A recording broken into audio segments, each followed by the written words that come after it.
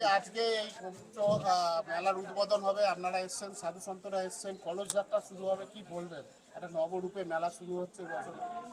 ভারতবর্ষ শিবভূমি, বাবা তারকেশ্বর ধাম সারা ভারতবর্ষে সুনাম রয়েছেন। একটা পুণ্যভূমি, ধর্মভূমি। বহুদিন যাবৎ বাবা তারকেশ্বর ধামে অবহেলিত ছিল। বর্তমান সনাতনী সরকার এসছেন এবং সেই সনাতনী সরকারের প্রধান যিনি আমাদের সম্মানীয় সিএম শুভেন্দুবাবু, তিনি ঠিক করেছেন যে পশ্চিমবঙ্গে এবং আমাদের সাধু সন্ন্যাসী, বিশেষ করে সনাতন সংসদ আমাদের আছে, তারা আবেদন করেছিলেন যে পশ্চিমবঙ্গের যেগুলো প্রাচীন মন্দির, প্রাচীন মেলা, সেগুলোকে জাতীয় মেলা হিসাবে ঘোষণা করা। যেমন গঙ্গাসাগর আমাদের রয়েছেন, তেমনি তারকেশ্বর, মালদা জেলায় রামকেলি আছে। এরকম এক একটা জেলায় এক একটা বিখ্যাত তাদের ঐতিহাসিক এবং ভারতীয় সংস্কৃতির সঙ্গে যুক্ত এরকম স্থানগুলোকে আমরা বেছে নিয়ে আমরা সেগুলোকে জাতীয় স্তরে নিয়ে যাওয়ার জন্য ঘোষণা করব।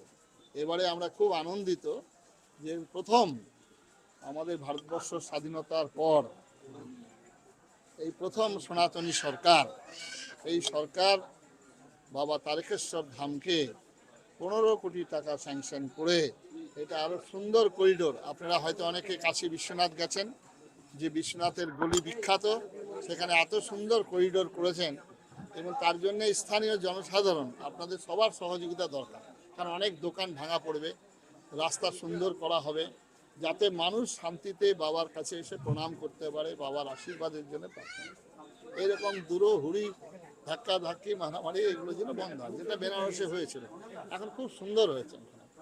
আমরা পশ্চিমবঙ্গ সরকারের কাছে আবেদন করব আমাদের সাধু সন্ত সনাতনীদের পক্ষ থেকে এগুলোর জন্য মর্যাদা, এগুলোর জন্য ঐতিহ্য, এগুলোর জন্য বৃদ্ধি পায়, তার জন্য ব্যবস্থা করা।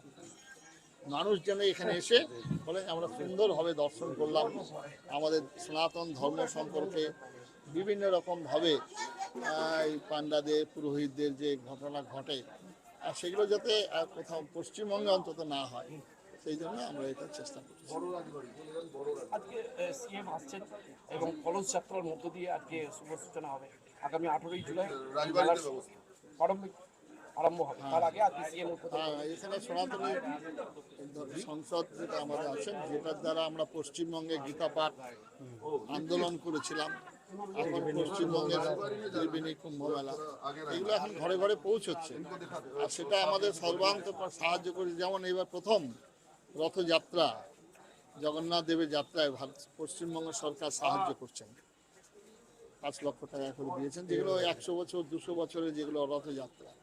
এইরকম আমাদের পুজো পাঠ অর্থের অভাবে, তারপরে আমরা একটা চিন্তা ভাবনা করেছি আমাদের পশ্চিমবঙ্গে যেসব মন্দিরগুলো পুরনো মন্দির, ঐতিহ্য মন্দির, সেগুলো ভগ্ন দশা, সেই মন্দিরগুলোকে আবার সংস্কার করার জন্য একটা আমরা কমিটি তৈরি করেছি।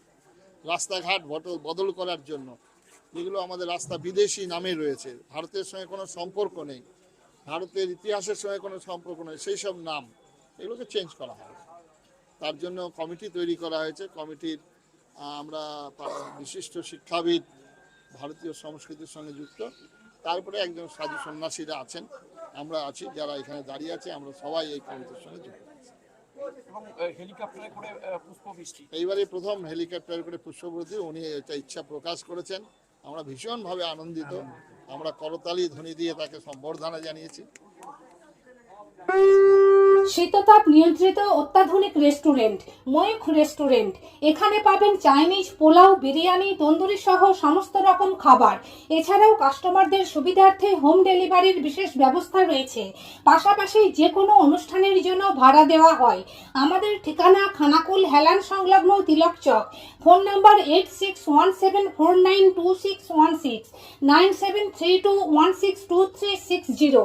সেরা খাবারের স্বাদ পেতে আজই আসুন ময়ূখ রেস্টুরেন্টে।